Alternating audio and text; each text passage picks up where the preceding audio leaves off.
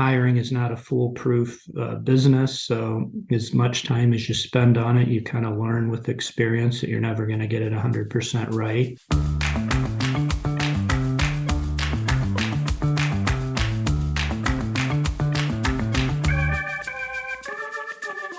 Welcome to Price Discovery, Money and Mindset. Go under the hood with Jordan Rodriguez, a certified financial planning professional and certified exit planning advisor, as he explores the art of balancing wealth with personal fulfillment. We'll hear strategies and stories from industry experts, business owners, and thought leaders about navigating the complexities of high net worth families and businesses. Without further ado, here's Jordan Rodriguez. Hello, friends, and welcome back to Price Discovery, Money and Mindset. I'm thrilled to have Jon Park, former CEO and chairman of Westfield Bank, as today's guest to discuss being an elite operator. Jon knows a thing or two, having grown the bank from zero to over $2 billion in assets during his tenure. We cover a number of different topics, from people management to strategic thinking, and even mergers and acquisitions. Enjoy. Jon Park, I appreciate you coming on the podcast, taking the time this morning to discuss a really wide-ranging subset of topics. You have a really fascinating background, and I think a lot of people are going to enjoy listening to what you have to say. Now, if we just start from the beginning, you've held many roles. Your first one was in public accounting with EY, but since then, you've been CFO, CEO, chairman of the board, board member, founder. If you don't mind, from beginning to end, all the different roles that you've had, what consistent characteristics do you think have led you to success in all those different roles and responsibilities? Oh, it'd be a bunch of different things, but obviously hard work is a big one. Staying productive, always thinking. I'm a type that's a continuous learner, so have a curious mind, so I'm always trying to expand, develop, and take on more responsibilities. Financial and business acumen, street smarts, I think, are consistent traits that have really benefited me along the way in all those different roles. Liking people, getting along with people, having people that are willing to work with me as team members and kind of follow in a common direction has been a consistent theme. And I enjoy building, creating things, growing things. And a key component of that has been critical in all my different roles is a focus on revenue generation. So how do you create revenue, products, and more income for a business has been a consistent theme that's been part of my success.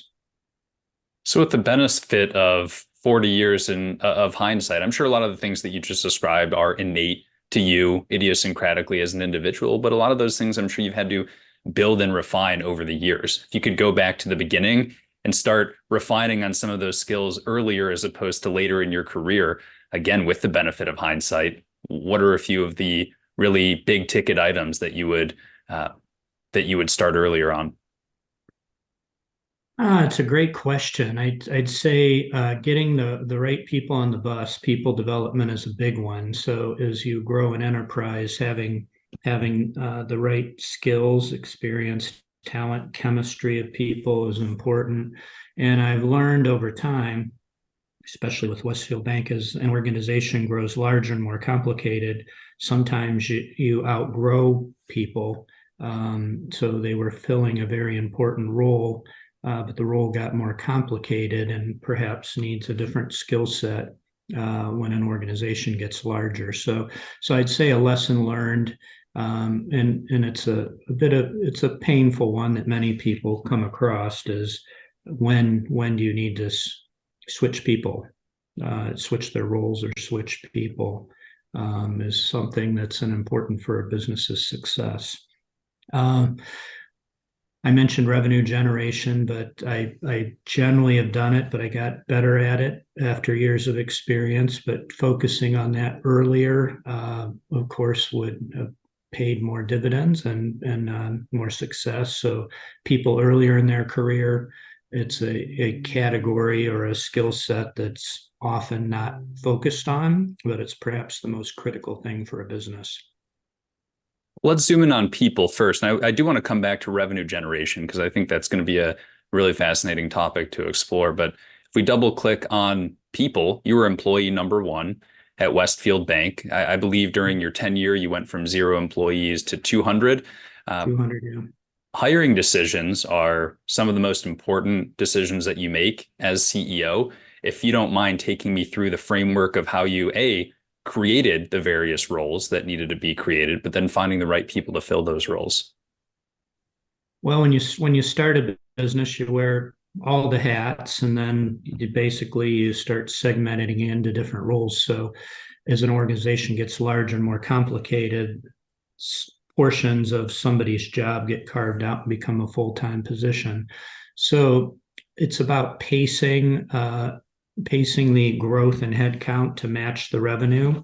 So there's always more needs than you have money for, but you have to kind of be patient and take your time and focus on what are the most critical roles that you need at what time.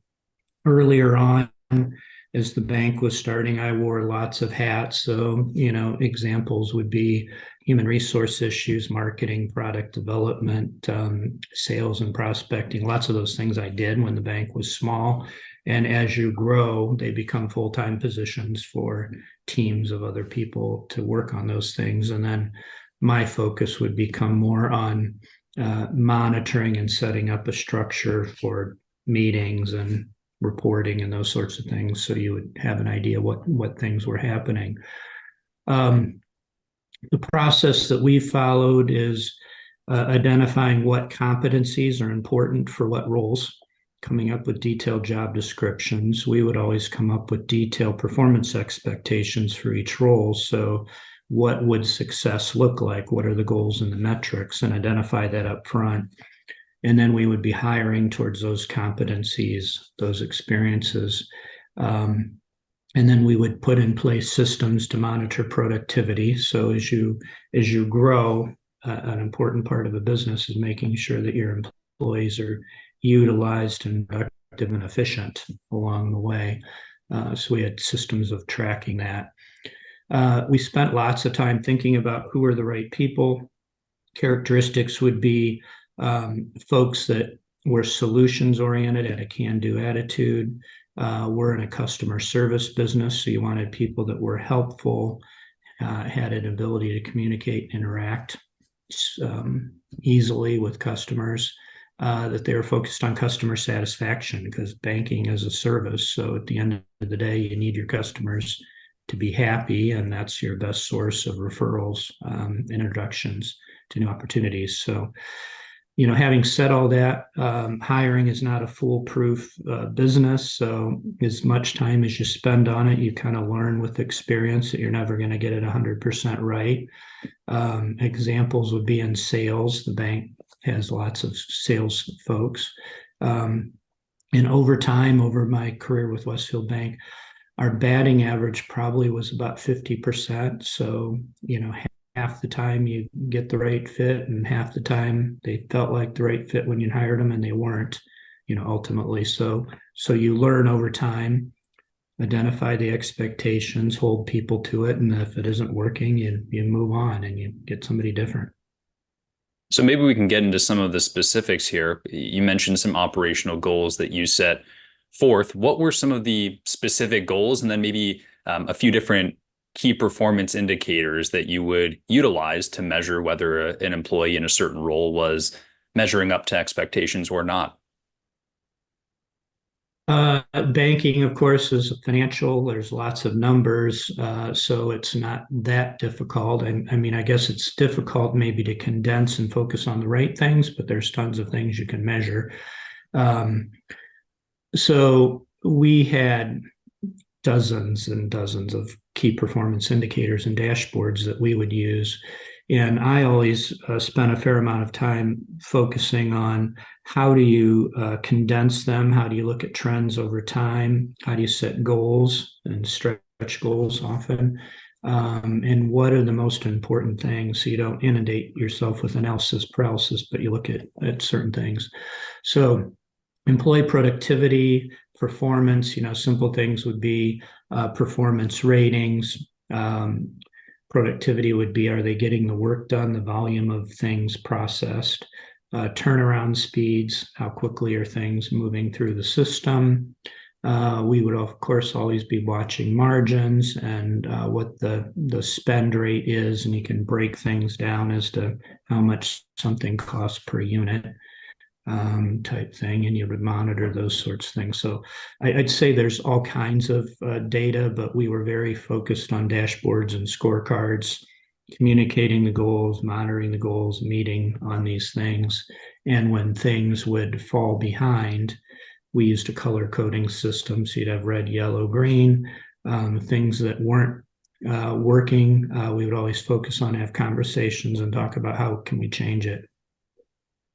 Interesting. I find the details fascinating. So forgive me for wanting to double click on some of them. If we shift away from people for a second here, you mentioned this earlier on, and the theme of this episode is being an elite operator. And that's why I wanted to bring you on. I mentioned earlier 0 to 200 employees, 0 to over $2 billion in assets as the leader of Westfield Bank. From day one, you mentioned you have to wear a lot of hats as the founder, CEO, but let's fast forward to later on in your tenure with Westfield Bank. What were some of the most important roles and responsibilities that you had closer to, the 21st year of your career rather than the first year of your career there? The more important responsibilities would be setting the tone and overseeing the culture of the bank. Lots of companies talk about it, but you need to constantly nurture it. We had a culture that was a balance of hard work and fun. So I always found it helpful to insert opportunities for employees to get together. Sometimes we do contests, games, skits, just different things, because it kind of lightened the atmosphere of the hard work and got people more engaged. Also trying to identify what motivates employees and zeroing in on offering carrots and incentives for them to, one, achieve what's expected, but in many cases you want to encourage them to outperform. So I always spent a lot of time thinking about incentive compensation structures and what buttons can you push to stretch people, and I found that very effective over time. Would be another lesson learned. And I mentioned setting the tone with employees and the culture, but it's also building awareness in the community for your services and what makes you different. So differentiation in managing the credibility of the company and the brand, your brand identity in the community became more and more important. So I would spend more time on that. And messaging, doing lots of presentations and meeting with different groups to get the message out about the bank became more and more important as the bank got bigger. I like that you said that. I think company culture is one of those things that, like, it's a word that gets thrown around all the time and everybody thinks that they're fostering culture and instilling culture in their people. It's more than just ordering pizzas to the break room every Wednesday to boost company morale. It is a lot about going into the community. So I'm glad you touched on that. An important component of your roles and responsibilities in concert with the CFO and other members of your team is inorganic growth. And I think it might even be more specific to the banking industry than some of the other industries, but inorganic growth is important no matter which way you slice and dice it. How do you go about finding target companies for inorganic growth opportunities and going through the due diligence process? And you don't have to go into numbers, here's what we look at, but from a high level, maybe even cultural fit standpoint. Yeah, the banking industry, it's been in a consolidation mode, a roll up for probably 40 years now. There's thousands of banks, and you could say today we might have too many because many of the banks offer the same services. There's opportunities as you do acquisitions, you get expense efficiencies. Generally, those occur if you're buying in the same market or adjacent to your marketplace. So they can be good investments for a bank. I would spend, I guess I personally spend a fair amount of time reviewing who the targets are. So you look at the competitive playing field, who are the other banks, non-bank financial businesses that are in your area. We would do financial modeling, pro forma projections. I would network and have conversations with people behind the scenes, kind of back channels. I would also use referral sources such as investment bankers, board members, shareholders, other people to kind of probe if there's mutual interest. And then we set hurdle and filtering criteria. So as I would look at all the different targets and I kind of canvassed the whole universe of what the possibilities are, we would have criteria. An important one is it needs to have strategic fit. So it needs to somehow plug into our business model, and not all companies do. And it needs to have a acceptable investment return. So having a financial background, I would spend a fair amount of time making sure if you paid an acquisition premium that the business was actually going to give you an acceptable return that was as good as your organic growth. And over time, Westfield Bank did 3 acquisitions. I probably evaluated 50. So it's a game of numbers, looking at things and trying to get the right fits. Yeah, I think a lot of people are frustrated when they realize, unlike homes, there's not for sale signs on a lot of businesses. You have to find the right fit and also be in the right place at the right time. That perfect crossroad, if you will. There's an art to having back channel conversations, so approaching people and trying to determine if they have interest, and if they do have interest, how do you have such conversations confidentially and have them lead to a productive outcome. I've noticed a lot of businesses and business people get stuck in that category. They're not sure how to start, but it usually starts with the targeting and then the back channel conversations, and that can go on for years before something turns into a real opportunity. And sometimes never coming to fruition, but like you said, Sure. it's part of the job. It is part of the job, yeah.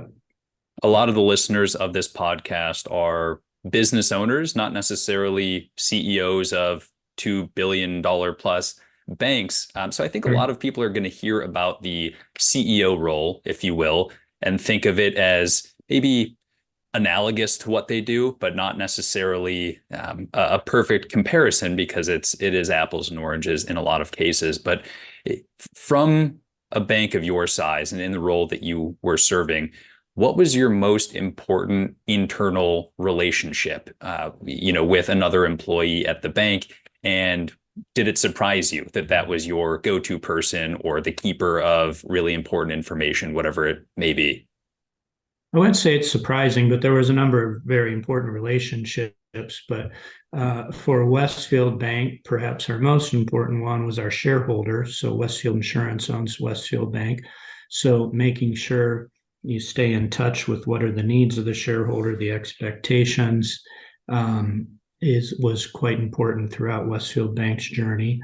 More internally focused in the bank, there's, again, a number of different roles, but probably the one I relied on most frequently was my executive assistant, because there's just a massive volume of to-dos and messages and daily activity that come through the CEO's office, and you really need a talented assistant to help you sort through that.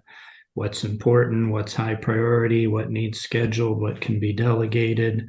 My executive assistant handled lots of details on the day-to-day stuff that would happen, and it helped increase my capacity. What were some of those qualities? If there's a listener who is running into some issues, I'm at capacity, my day-to-day is suffering as a result, and I'm thinking about bringing on an executive assistant, other than the obvious ones, organizational skills, communication skills, what are some characteristics that they should maybe be thinking about? Well, a lot of businesses tend to not think they can afford an executive assistant, And they do a lot of the things themselves, like they'll manage their own schedule, as an example. But an analogy that I use with a lot of people is you need to think of yourself as the CEO, similar to if you're a skilled doctor in a specialist field. So when you go into a doctor's office, there's a whole team of people around them. Somebody checks you in, somebody does preliminary work, and you might only be with the doctor for, say, 10 minutes. When you're a CEO, you need to structure a team around you in a similar fashion. So you have other people that are interacting with your customers, that are pre-checking things and setting up the meetings, handling your calendar. And by doing that, you condense the amount of time that you spend on each activity to a smaller number, so you can pack more stuff into the day. So your executive assistant, if you have the right person, is the best one to help you sequence all that and increase the number of activities and calls and people you can do per day. So there's lots of things, but obviously they have to be organized. They have to be helpful. They have to be comfortable reaching out to all the other people you interact with. So setting up meetings, inviting guests, asking people for follow-up materials. It's a long list of things, but again, you need to build this team around you that triages things for you. So, and you'll find that you can significantly increase your productivity that way. Sure. And it's a natural transition to talking about what the day-to-day of a CEO actually looks like. What are you waking up thinking about? What's potentially keeping you up at night? How are you structuring the day? Like, are you saving calendar blocks to just spend time deeply thinking about strategic issues, or are you in meetings 24/7?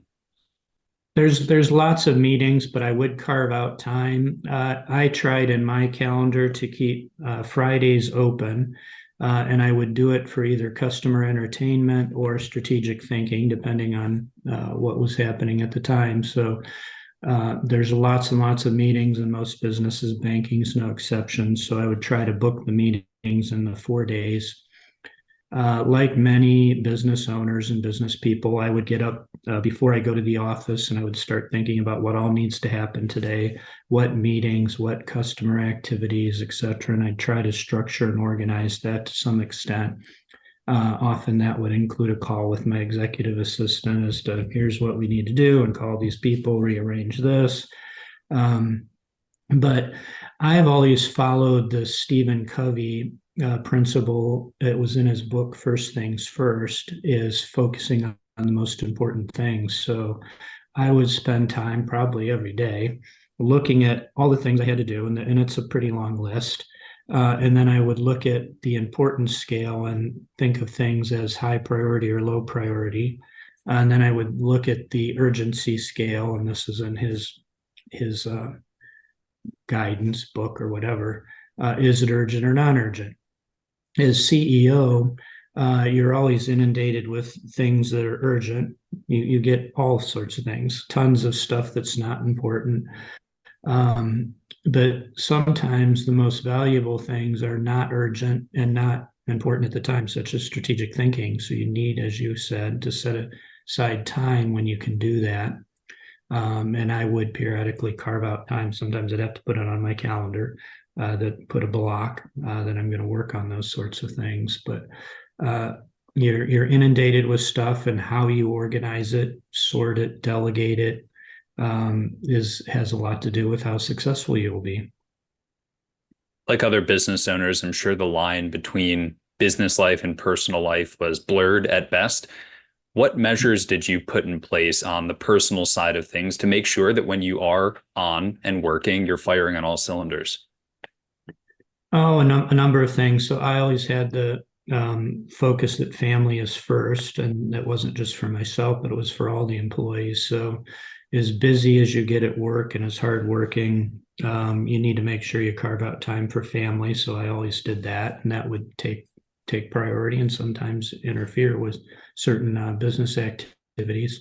And I mentioned having a culture of fun, so not taking work too seriously, injecting different opportunities and activities periodically that would be lighthearted, to make things a little bit more enjoyable, engaging for employees. I also, for me personally, found, because I was working quite hard, what worked for me is I had a second home, and on the weekends I would go there and I would unplug. So I would work hard from Monday morning through Friday night, and then I would leave and go to my second home, and I wouldn't think about work. I wouldn't do work there. So for Friday night through Sunday, I just it would help me recharge. Um, Also gave me an opportunity to spend time with family without interruption. So that worked well. I did that for 20 years. And that was probably one of the better things I did. Exercise, finding time to exercise, it kind of helps you, I don't know, rebalance, so to speak. But those are things, finding time for hobbies and other things to do.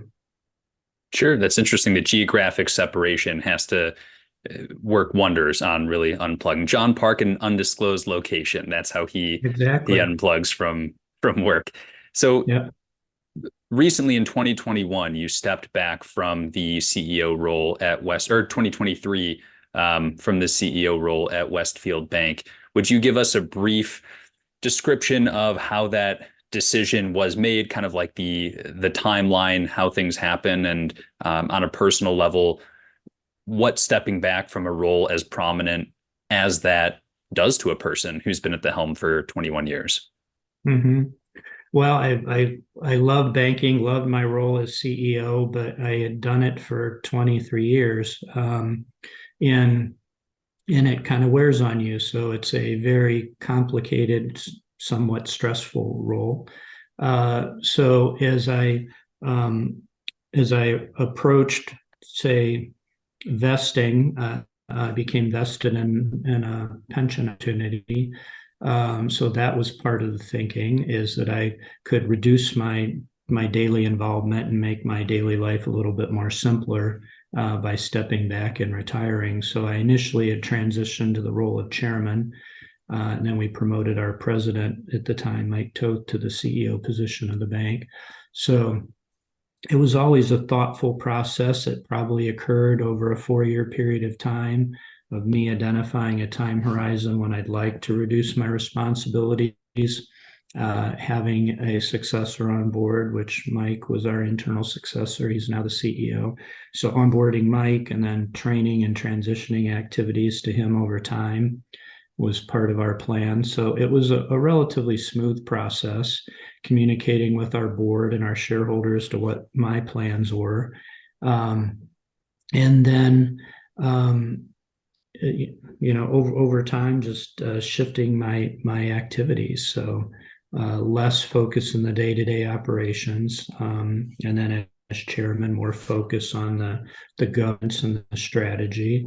And now, being retired from the bank, I still like to stay engaged, but I like the flexibility of, I don't have full-time work days anymore. So Do you mind talking to the audience about Jon Park Advisory Services and how you're pulling on sort of the greatest hits of your skills and experiences to compile and help business owners, CEOs, CFOs with any of the strategic questions and issues they're having?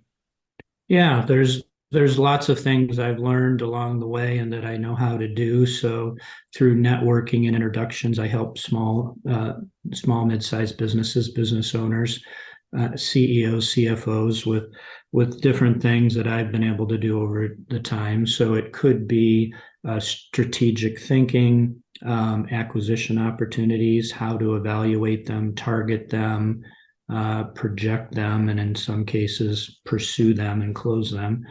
I mentioned incentive plans, helping companies think about how to incentivize and redesign their bonus programs. Key performance indicators, what's the most important things you should be monitoring. I found a lot of business owners and small businesses get financial data, but they often aren't zeroing in on the right, most important things that they should be looking at. Uh, so each situation is a little bit different. It depends on what the business owner, the CEO or the CFO is looking for. But I've found, it's enjoyable to help and share some nuggets of wisdom and help some companies improve their performance. Now, I'm asking every guest that I have on the podcast a different version of the same question. So I'm going to turn it to you for this last one. From a small business owner's perspective or an outsider's looking in perspective, what common misconception or misunderstanding about serving as the CEO for a large company do you think the general public have? Hmm. Probably the biggest misconception is they think it's easy. And the main example is lots of times we'll hire energetic young 20-year-old somethings, and they're instantly, they're go-getters, and they're like, well, I want your job as CEO. And that's fantastic. And you try to develop and nurture people and encourage them, give them increasing responsibilities. But many people don't understand the complexity of the job, all the different things that you need to know. And as CEO, you obviously have a lot of responsibilities and influence, but you're also the number one fall guy. So if something goes wrong, it generally comes back to you. So it could be something that happens with a customer. It could be something that happened with an employee. It could be an operational error. But things do happen in the business world, and you have to be able to roll with it, address them, take responsibility for it, and find solutions to get through it. And some of those things can be challenging. Many people don't understand that. Heavy is the head that wears the crown, as they say. Yeah, it can be. There's not that many days that you show up to work when there isn't some kind of challenge or problem. It's somewhat repetitive. So I can there's lots of imagine. opportunities, but there's lots of stuff that happens, and it's usually unplanned. It just things pop up. So and you have to direct and your resources of the team and deal with them. Jon Park, thank you so much for taking the time today, coming on the podcast. I think you've imparted some incredible wisdom for our listeners. Is there anywhere that you would recommend people go to follow along? Is there a website that you want us to link in the show notes, maybe for Jon Park Advisory Services or anything like that? I do have a website. It's not super comprehensive. It's just a list of services that I perform, and it is at jonparkadvisoryservices.com. So that would be a place, or my LinkedIn profile would be another place to learn a little bit more about me. So I appreciate the time, Jordan. So this has been enjoyable and insightful. Thank you so much again. Appreciate it, Jon. Price Discovery Money and Mindset is brought to you by Wernick Wealth Managers and Chagrin Valley Business Strategies. Opinions expressed by Jordan and guests are their own and do not represent investment advice, solicitation, or the like. For more information and resources referenced in this episode, be sure to check out the show notes. Thank you and see you next time.